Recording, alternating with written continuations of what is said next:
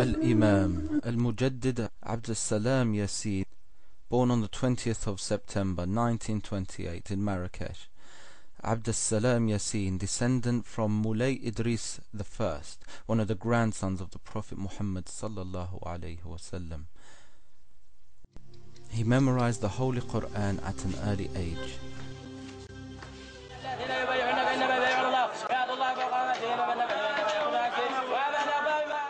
The signs of ingenuity and excellence were awaiting the boy who had already filled his heart with verses and chapters of the glorious Quran, rectified his tongue with the rules of the Arabic language, and became a poet at the age of 12.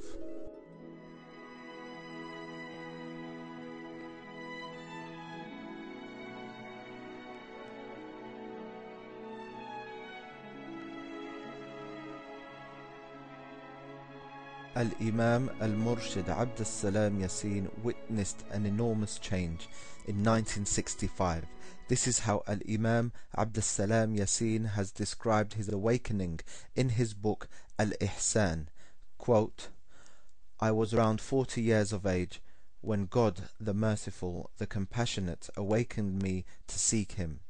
My heart was thirsty for the truth about the beginning of creation, and the hereafter preoccupied all my thought. I found myself urged and driven to seek Him, glorified be He." Al-Imam Al-Murshid would ask himself questions like, "O Lord, how do I seek You? O Lord, who else can I call for help other than You?" He then devoted himself to reading the books of Sufi masters. All of them urged him to seek a companion to guide him on his journey. He doubted and hesitated at first. He would ask himself if this is polytheism with God.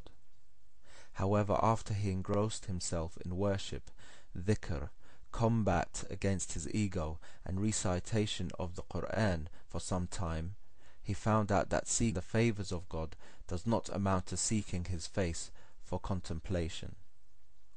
Abdessalam Yassine's grief worsened. He quotes from his book, "I loathed myself and invoked and wept to God, the King, the Granter. Soon God's grace gifted me with meeting a friend of Allah, in whose company I spent for some years. Since then I have come to understand the meaning of the way being closed, the reason for this barrage, how to break through it, where and when.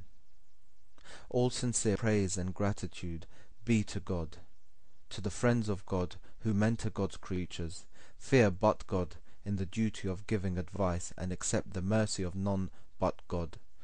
La ilaha illallah Muhammadan Rasulullah."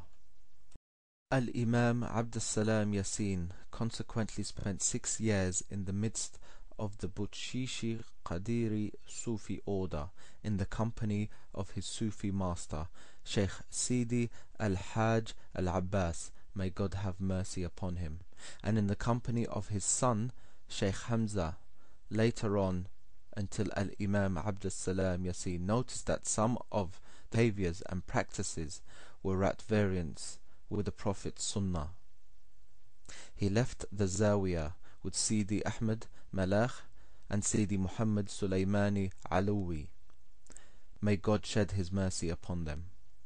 But his famous open letter, Islam, or the Flood, to the King of Morocco, Hassan II, has marked a decisive point in the life of Imam Al-Murshid Abdessalam Yassine, the caller and Mujahid. Al-Imam Al-Murshid Abdessalam Yassine addressed his widely known massive Islam or the Flood to the king in 1974, reminding, edifying and exhorting him.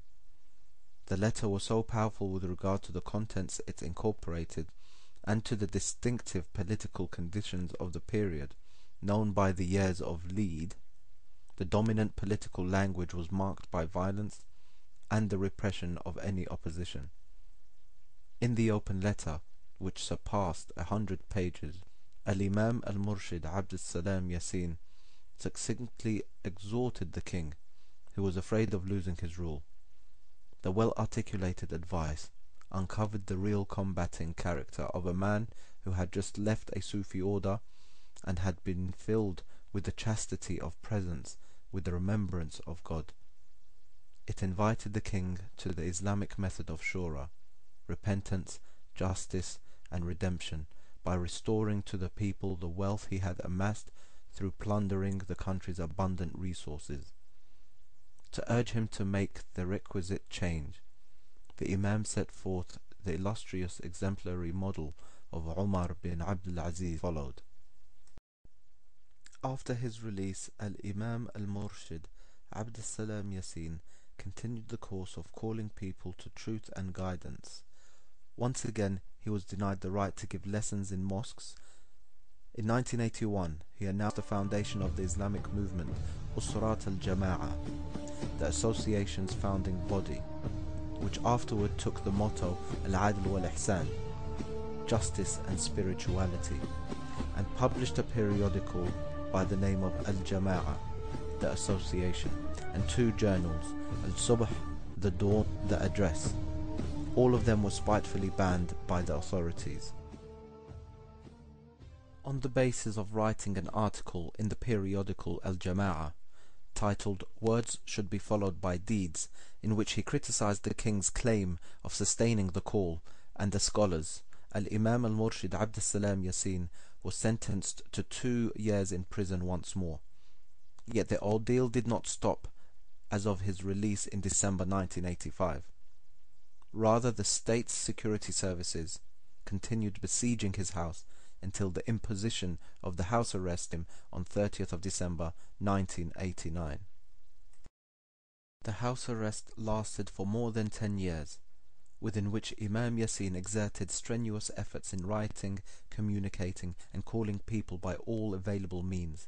The most significant event in this stage is when, on the 28th of January, year 2000, Al-Murshid Al-Imam Yassine addressed an open letter to the country's new king, Muhammad VI, naming it Memorandum to whom it may concern, urging him to fear God, glorified be He, and restore to the people the wealth that was plundered and the rights that were violated in the reign of his father, renewing his advice to his late father in Islam or the flood. The house arrest was unwillingly lifted by the authorities in May. The presence of the Imam remained powerful and influential through the Sunday meeting, Ziyarat al-Ahad, which was broadcasted directly on the internet through his website yassine.net. In addition to his scientific, missionary, and educational activism, there were also other meetings which lasted for years.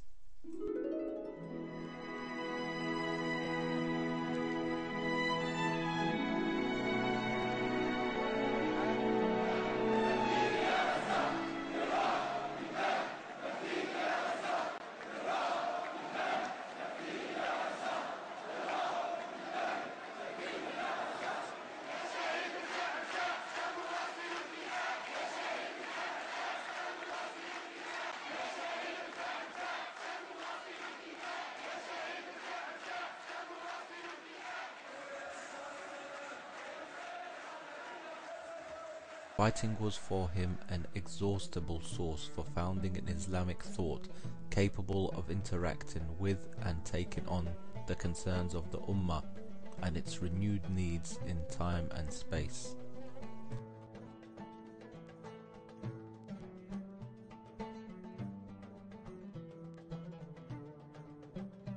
Al-Imam al-Murshid Abdessalam Yassine started the course of writing with a range of enlightening works related to the field of education and teaching, and then moved to Islamic writings which formed the building blocks of the project of the theory of the prophetic method.